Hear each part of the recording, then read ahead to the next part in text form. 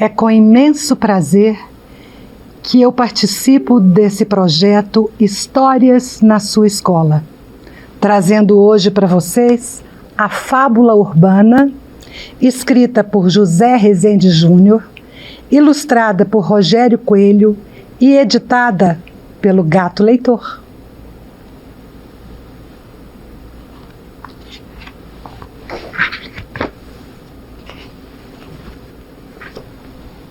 Tio, ei tio, paga um livro. Não tenho trocado. A resposta escapuliu assim num refluxo, automática. Uma resposta padrão, como se fosse aquele pedido o mais natural do mundo. Livro? Refletiu um segundo depois o homem de terno. Teria o menino pedido um livro em vez de um trocado, uma moeda, R$1?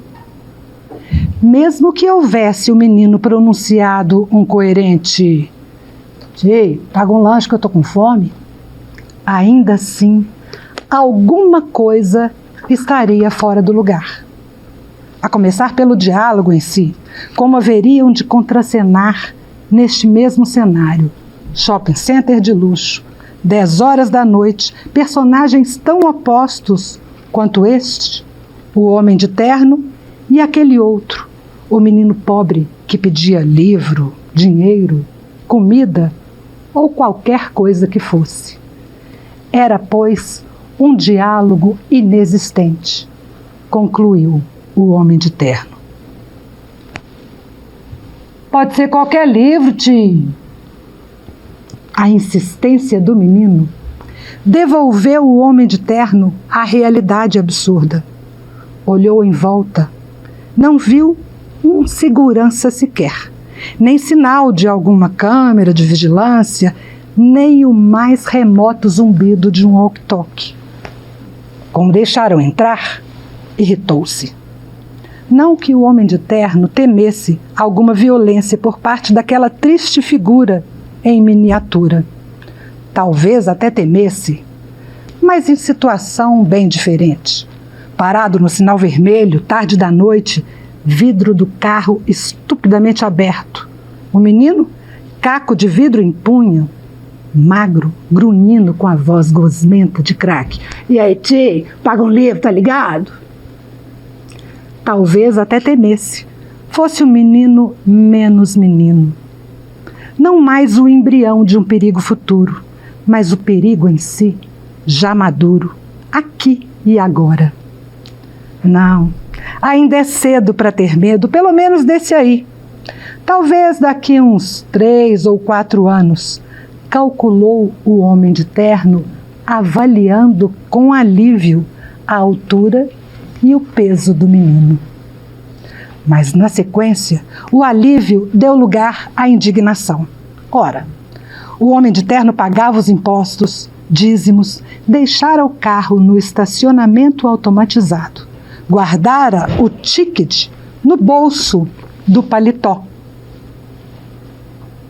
tomara o elevador panorâmico, escolhera o andar onde reluziam as lojas que desejava, fizera tudo certo. Tinha, pois, o direito constitucional e sagrado de não ser afrontado por tamanha realidade, ainda mais numa fortaleza projetada para resistir a qualquer ofensiva da vida real. Num lugar assim, a única realidade permitida deveria ser a dos reality shows, nas TVs gigantes das lojas de eletrodomésticos. Tio, o livro não precisa ter nenhuma figura, pode ser baratinho. De tão pequeno, o menino coube da cabeça aos pés num único olhar do homem de terno. O figurino não parecia adequado ao personagem menino de rua clássico, que exige calção surrado, pés descalços e cobertor fedorento jogado nas costas nuas. Não. Talvez, graças a esse artifício, o de fugir do figurino padrão, da miséria e do abandono, conseguia o menino burlar a segurança e invadir o reino encantado e proibido dos shopping centers. Negligente segurança, rosnou em pensamento o homem de terno. A pobreza do menino, é certo, estava camuflada por certo grau de dignidade. Era possível até que o menino tivesse mãe. Mas pai, ausente ou alcoólatra, diagnosticou o homem de terno. Mesmo disfarçada, a pobreza do menino não resistiria ao olhar de um segurança mais atento. A camiseta toda desbotada era enorme. De certo, herdada do irmão mais velho, morto pela polícia ou por uma gangue rival. Tentou adivinhar o homem de terno, acrescentando em pensamento: Deus, como essa gente faz filhos. A calça velha, com a barra puída, não fazia melhor figura. O tênis até parecia de marca, o que não escapou ao implacável veredito do homem de terno. Imitação ou roubado, com toda certeza. Para completar, além de imundo, o tênis do menino tinha um barbante encardido, fazendo as vezes do cadarço. Caso ainda persistisse alguma dúvida quanto à pirâmide social ocupada pelo menino, era só conferir a marca registrada da pobreza infantil. O nariz a escorrer num resfriado eterno e sem remédio. O menino secou provisoriamente o nariz com o dorso da mão e voltou à ofensiva, dessa vez com o olhar silencioso que implorava, reivindicava, cobrava, acompanhado da interjeição incisiva e curta que ao homem de terno soou quase agressiva. Hein? Hein? O homem de terno olhou em volta, em busca do deserto vazio e seguro de todos os shopping centers do mundo. O deserto feito de multidões de consumidores e sacolas infinitas de compras. Mas não havia ninguém. Está ficando tarde, pensou o homem de terno, agora um pouco tenso. Os únicos vestígios de presença humana vazavam justamente da livraria, cuja fachada de vidro refletia dois seres de dimensões tão diferentes, frente a frente, num encontro improvável. O homem de terno cedeu. Entrou, seguido pelo menino. Caminharam quase juntos, mas distantes, até o fundo da livraria. Escolhe. Mal pronunciou o homem de terno o imperativo escolhe, cujo significado o pequeno interlocutor apenas intuía. Pôs-se o menino a percorrer as prateleiras entulhadas de livros de todas as cores e tamanhos. Tio, como é que escolhe? O homem de terno olhou longamente para baixo, até que não restasse qualquer dúvida sobre a meninice daquele menino, e concluiu que não havia mesmo por que temê-lo. Não ainda, não esta noite, não neste lugar. O homem de terno percorreu então com os olhos e dedos as lombadas dos volumes expostos na prateleira. Puxou um, mais ou menos ao acaso, e estendeu ao menino.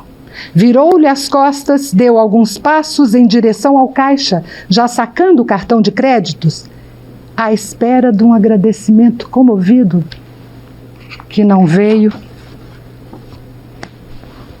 Tio, lê para mim. Sem saber a razão, sem ao menos perguntar a razão, o homem de terno estancou. Deu meia volta e, estranhando a si mesmo, leu.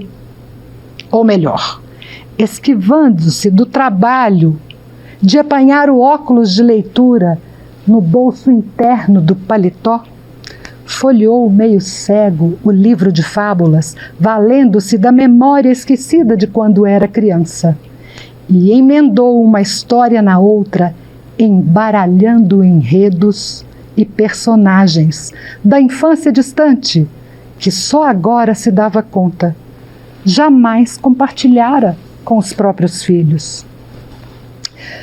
Era uma vez um gato de botas perdido na floresta com sua irmã Maria, que era bruxa e usava um chapeuzinho vermelho. Aí o lobo mau perseguiu a Branca de Neve montando num tapete mágico e encontrou a Bela adormecida, cercada por 7 anões e 3 porquinhos. Lia o homem de terno num fôlego só. Entonação, a princípio displicente, incapaz de refletir a tensão de personagens mergulhados em destinos tão fabulosos e trágicos. Mas tanta atenção prestava ao menino, olhos brilhantes, a véspera do sorriso emoldurada pela secreção eterna a escorrer do nariz, que se viu o homem de terno obrigado a administrar exageros, costurar com alguma coerência diálogos mal ajambrados, emprestar um arremedo improvisado de ordem ao caos que ele próprio criara, e modular a voz ao sabor das aventuras e desventuras, e conjurar sortilégios e reconciliar amores impossíveis, e no fim, já quase sem fôlego, punir os maus e recompensar os bons. E melhor, só não fez o homem de terno, que nunca havia contado histórias, porque era tarde, ou porque não podia suportar o assombro familiar e o sorriso antigo que num dia remoto foram seus e agora pertenciam ao menino. E foi-se o homem de terno, do caixa até a livraria, da livraria ao elevador panorâmico, do elevador à garagem automatizada, da garagem à rua, tudo isso num único movimento, sem olhar para trás. E já guiava o homem de terno, o automóvel veloz pelo trânsito lento, boa ação recente aos poucos embotados pela culpa.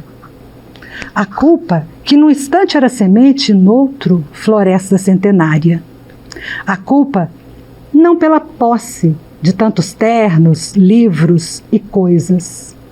A culpa não pelo medo inicial e a intolerância de sempre. Mas a culpa por ter esquecido de dizer ao menino, ainda que ele próprio não acreditasse no que esquecera de dizer, a culpa por ter esquecido de concluir dizendo ao menino, e foram todos felizes para sempre. Porque é assim que terminam as histórias, ou era assim que deveriam terminar todas as histórias do mundo. E foi ruminando o amargor da culpa que o homem de terno parou no sinal vermelho. E foi ainda ruminando o amargor da culpa que percebeu tarde demais o vidro do carro estupidamente aberto no sinal vermelho, àquela hora da noite. E foi então que o homem de terno, grudado ao volante, avistou um vulto saindo do beco escuro. O vulto que parecia o mesmo menino, mas de alguma forma outro, menos menino, mais forte e ameaçador. O tórax inflado sob a camiseta poída, ou antes, a arma oculta sob a camiseta poída. Era o menino. Era o menino. E o homem de terno vomitou a culpa e engoliu o medo. E trêmulo, incapaz do gesto salvador de fechar a tempo o vidro elétrico, entregou-se o homem de terno ao destino. E viu o menino encher toda a janela do carro.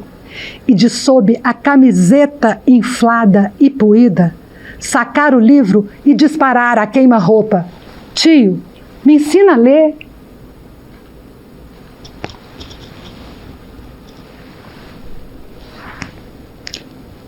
Eu acabei de fazer a narração da Fábula Urbana, de José Rezende Júnior. E, depois dessa emoção toda, eu espero conseguir emocionar vocês ainda mais um pouquinho, com um convite muito especial. É com imenso prazer que eu convido para participar de uma conversa aqui conosco, José Rezende Júnior, o autor dessa grande obra que eu acabo de narrar. Muito prazer. Oi, Ângela, prazer todo meu. Oi, gente, prazer estar aqui, conversando com vocês, conversando com a Ângela, pronto para responder, Ângela, sua curiosidade, que espero que seja a curiosidade de vocês também. Olha que desafio, hein?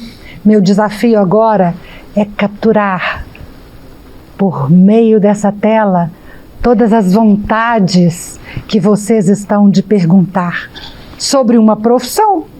Afinal de contas, os alunos e alunas, estudantes dessas turmas, daqui a pouco já começam a pensar numa profissão. Quem está lá pelo 8º, 9º ano, já pode começar a pensar. Não é nada obrigatório, vocês ainda vão ter tempo. Mas é importante começar a pensar no que cada profissão propicia. E aí, José Rezende, eu queria saber de você como que é essa profissão de escritor, de onde ela nasce, tem um curso específico só para virar escritor? Como é que é essa profissão? De onde ela sai? Para onde ela vai? Bom, Ângela, bom, gente, olha, é uma profissão muito legal, muito interessante, dá muito prazer pra gente, escrever é muito prazeroso, mas assim, não costuma dar muito dinheiro, viu, gente? Assim, é difícil, claro que tem autores que vendem muitos livros e aí conseguem, né, se manter, se sustentar e enfim, ter uma qualidade de vida muito boa, mas geralmente o escritor ele tem uma outra profissão, que no meu caso, por exemplo, eu sou jornalista, então assim, a minha principal fonte de renda é o jornalismo, e eu faço literatura por prazer. Claro que se eu vender muitos livros, eu espero vender muitos livros, aí dá para ganhar um dinheirinho, mas do ponto de vista de renda, não é a melhor profissão do mundo não, viu? Mas é muito legal, como eu falei para vocês. Eu tenho um pedacinho dessa profissão comigo, mas eu não sou escritora de literatura por enquanto, não. Por enquanto eu escrevo sobre meus estudos. Eu tenho um livro publicado, que foi da minha dissertação de mestrado, que fala sobre contadores de histórias na perspectiva do lazer e da educação, e tenho um outro livro recentemente publicado, que são os princípios e fundamentos para o contador de histórias aprendiz. Mas o contador de histórias é alguém que divulga esse livro, né? É alguém que ele não é o escritor, ele não é o autor, mas ele divulga a obra literária, e existem várias perspectivas desse contador de histórias. Quando eu me coloco frente a uma obra literária, eu faço questão de valorizar a escrita dessa pessoa que está do meu lado, porque a partir do momento que eu pego o tema que ele propôs e reconto com as minhas palavras, é claro que é possível. Mas eu vou perder o sabor do saber que ele me traz pela qualidade da escrita. E quando ele fala que ele é jornalista, eu falo, então quer dizer que quem lida muito com leitura e escrita se aproxima do escritor. Quais serão as outras profissões que se aproximariam também do escritor? Você conhece algum escritor seu que é colega, que tem outra profissão, que não é jornalista e escritor, mas que seria escritor e outra profissão?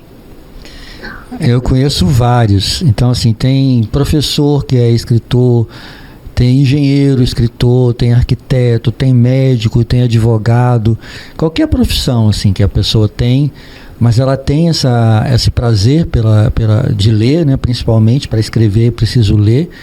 Prestem atenção nisso, gente. Se vocês querem escrever, vocês precisam ler. Precisam descobrir o prazer da leitura. É muito importante. Quanto mais a gente lê, mais a gente aprende sobre as formas de escrever, as formas de fazer literatura.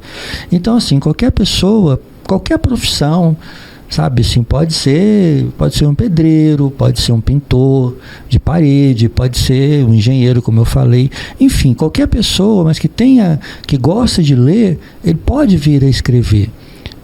Para isso é preciso sentar na máquina de escrever, como era antigamente, ou no computador, ou à mão mesmo, e dar asas à sua imaginação, né? E começar a escrever. Então qualquer um pode se tornar um escritor. Não é que seja fácil.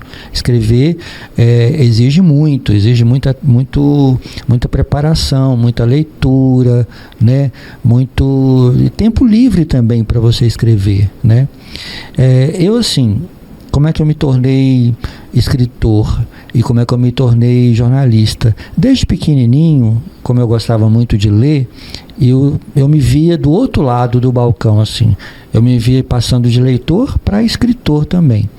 Então, quando a professora passava, por exemplo, uma redação para a gente com o tema O Meu Domingo, os meus colegas lá no ensino fundamental 1, né?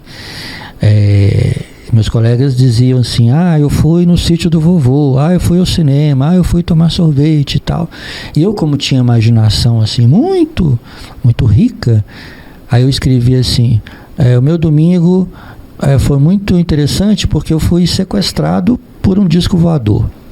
Então eu inventava essas histórias assim, desde muito pequenininho, fazendo as redações na escola, né? Então tinha aquela vontade, eu quero ser escritor, mas eu não sabia o que é que um escritor faz, como é que se torna um escritor. A pergunta que você fez para mim, Ângela, eu fazia também para mim mesmo, só que eu não tinha para quem perguntar. Sabe, eu não tinha contato com outros escritores, né? A minha escola nunca foi visitada por um escritor, não tinha estímulo à leitura, infelizmente. Eu lamento muito e fico feliz que hoje tenha tantas escolas, né, investindo, né, em levar ao livro para a escola. Então eu não sabia o que faz um escritor. Bom, eu sei que o escritor escreve, mas e daí? Como é que todo o processo que envolve isso? Eu não sabia. Mas eu fiquei sempre com aquilo, fui crescendo aquela coisa, eu quero ser escritor, quero escrever, eu quero escrever, quero ser escritor. E a certa altura da minha vida, quando eu precisei escolher uma profissão, eu pensei assim, bom, o que eu gosto de fazer? Eu fiz o vestibular primeiro para engenharia. Não que eu fosse apaixonado por engenharia, mas eu não sabia o que eu ia fazer da minha vida. Eu pensei assim, você é médico. Não, eu tenho medo de sangue, eu não posso ver ninguém machucado, então não posso ser. Eu adoro bicho, então eu posso ser veterinário. Não, eu não quero ver um bichinho sofrendo, não vou dar conta de ver um bichinho sofrendo. Eu quero ser advogado. Não, mas advogado, nossa, é tão complicado, tão chato, aqueles livros grossos de lei, assim. Eu acho uma profissão maravilhosa, viu, gente, advogado, só que não combina comigo. Eu fui fazendo por eliminação, falei, bom, então vou fazer engenharia. Por sorte, eu não passei no vestibular. Não, por sorte, porque não daria certo como engenheiro, não daria certo, né? Aí eu pensei assim, bom, eu gosto de escrever, gosto de ler. Qual profissão que parece com isso? Aí, vou ser jornalista. E aí eu escolhi essa profissão de jornalista e fiquei sendo jornalista, né? E é uma profissão que eu amo, adoro fazer, ser jornalista. Mas ficava faltando aquela coisa, puxa vida, mas o meu sonho de ser escritor, eu escrevo minhas reportagens, escrevo para jornal, escrevo para revista, mas não é a mesma coisa. Porque eu tinha que escrever, o jornalista, ele tem que contar histórias verdadeiras. E eu queria contar histórias inventadas, eu queria inventar a história. Então, aí misturou a verdadeira com a invenção. E por isso que essa história nos toca tanto, porque ele parte de uma realidade. Perdão ter te cortado. Não, tudo bem. Muitas vezes a invenção começa da realidade, né? Um fato que você viu acontecendo, que alguém te contou, uma notícia que você leu no jornal, uma música que você gosta, tudo isso pode servir de inspiração, né? Para você inventar uma história a partir disso. Então, a certa altura da minha vida, depois de já muitos anos como jornalista, carreira consolidada, bom, eu sou um jornalista, estou bem na minha profissão, mas estava faltando aquela coisa, né? Tá faltando a literatura na minha vida.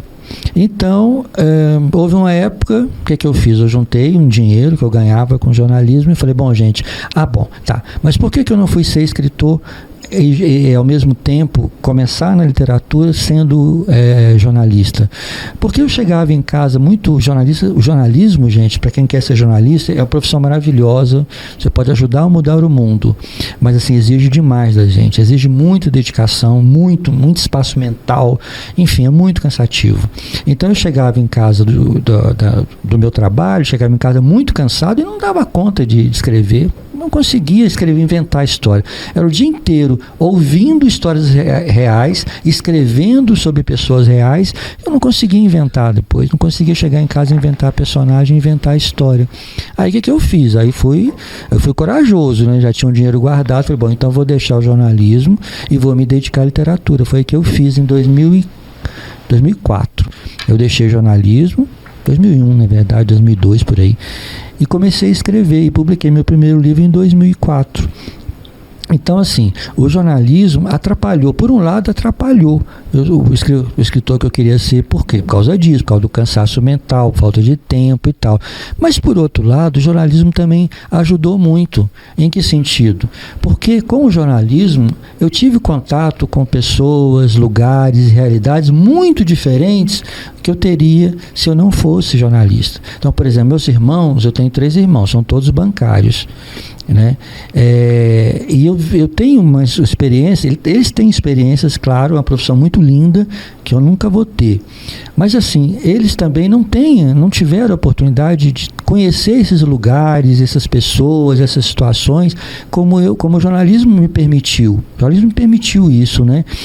E embora a literatura ela seja invenção, você inventa a história, mas é muito legal você ter uma base assim, sabe? Você ter muito conhecimento das pessoas, porque a literatura não é você escrever sobre você, é basicamente você escrever sobre o outro, sobre outra pessoa, sobre outra realidade, sobre outra situação, né? Que você nunca vai viver. Então, o jornalismo me permitiu isso, permitiu que eu tivesse essa experiência que depois, quando eu resolvi inventar histórias, eu já tinha uma base de realidade. Eu sabia como as pessoas diferentes de mim, elas reagem a situações diferentes de mim, sabe?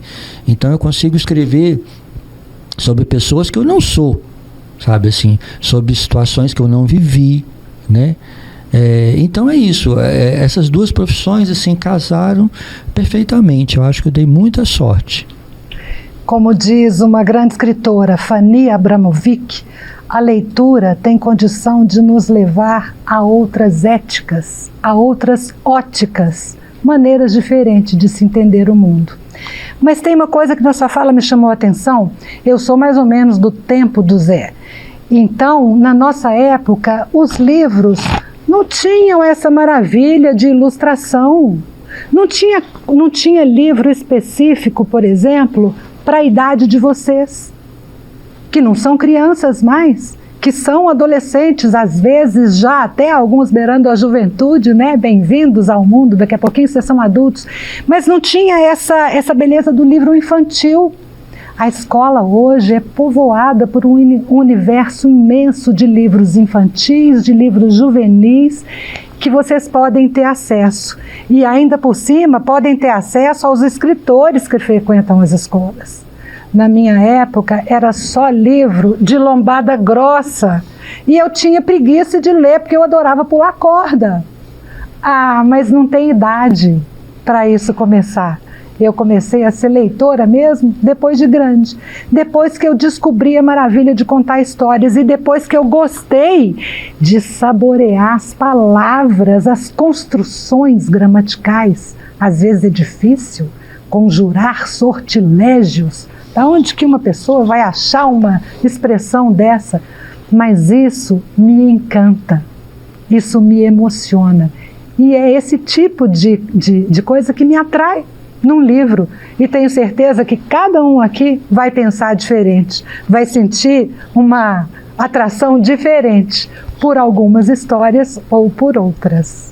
Ô Ângela, inclusive isso que você falou me chama a atenção. Eu lembrei de uma coisa, né? Você falou às vezes construções gramaticais, enfim, palavras difíceis e tudo, né? E o Fábula Urbana ele é um livro infanto-juvenil, um livro para a idade de vocês, né? Mas quando eu escrevi essa história, eu não escrevi pensando em vocês. Eu escrevi pensando numa história legal de ser contada e que qualquer pessoa que gosta de ler poderia se interessar e poderia gostar. Bom, então eu escrevi a história como eu achava que ela deveria ser escrita, né? Não fiquei pensando, não, vou usar umas palavras mais fáceis porque os leitores serão jovens. Não, eu escrevi o que eu achava que eu tinha que escrever. Quando a história chegou na mão da editora, uma editora que eu gosto muito, chama Renata Nakano. A Renata, quando viu essa história, ela falou assim, isso aqui dá um livro. Ela ligou para mim e falou, José Rezende, nós queremos publicar o seu livro. Falei, nossa, que beleza, que maravilha, ficou muito feliz. Vai ser um livro infanto-juvenil. Aí eu falei, não, peraí então, Renata, peraí. Se é para infanto-juvenil, se é para gente, para crianças ou que estão entrando na adolescência e tal, então eu vou ter que reescrever. Eu não vou poder escrever conjurou sortilégios, porque ninguém sabe o que é conjurar sortilégio. Então eu vou ter que reescrever, vou ter que adaptar para uma linguagem mais infantil, mais juvenil. Aí a Renata falou assim, não senhor, não faça isso. A gente às vezes subestima esse público, a gente acha que as crianças, os adolescentes, que eles são bobinhos, que eles não têm curiosidade, que não têm cultura, então não, isso é um erro. Eles são mais inteligentes do que a gente pensa que eles são. Mais do que nós somos, bem mais do que nós somos. Aí eu falei assim, tá bom, mas então algumas palavras difíceis eu vou mudar. Ela falou assim, não mude. Porque as palavras que elas não entenderem, elas vão olhar um dicionário, vão olhar na internet e vão ver o significado daquilo. Então, assim, vamos estimular a inteligência, a criatividade desses leitores. Eu falei, bom, então vamos lá. E parece que deu certo. Nunca nenhuma criança reclamou para mim, nunca nenhum jovem nas escolas que eu fui reclamou para mim assim, tio, o que é conjurar sortilégio? Ninguém nunca me perguntou. E mesmo que você não saiba uma palavra ou outra, você tem um sentido, assim, dá para entender, dá para perceber o sentido. Eu mesmo que sou um leitor adulto, às vezes eu pego um livro, o meu autor preferido chama-se Guimarães Rosa. É um autor, assim, que ele inventa palavras. Então, aí eu começo a ler e falo, meu Deus do céu, eu não sei que palavra é essa. Tudo bem, não tem problema. Eu não entendo aquela palavra, mas eu entendo a próxima. Eu entendo a palavra seguinte. Aí eu consigo entender o que ele quis dizer. Né? Ou eu vou procurar no dicionário, só que muitas vezes a palavra que ele usou não existe no dicionário, porque ele inventou. Mas não tem problema nenhum. A história faz sentido, mesmo que uma palavra ou outra não faça sentido. E eu acho que isso enriquece o vocabulário do leitor. E é por isso que quando uma história é bem escrita, ela não tem idade. Todas as pessoas podem gostar. Esse livro pode ter indicação para jovens, mas eu tenho certeza que desde criança pequenininha se identifica com algumas partes, até a mais alta idade, até a mais alta idade, pode se identificar com a proposta desse livro que pede, me ensina a ler, que mostra o livro como necessidade básica e por isso dentro das escolas.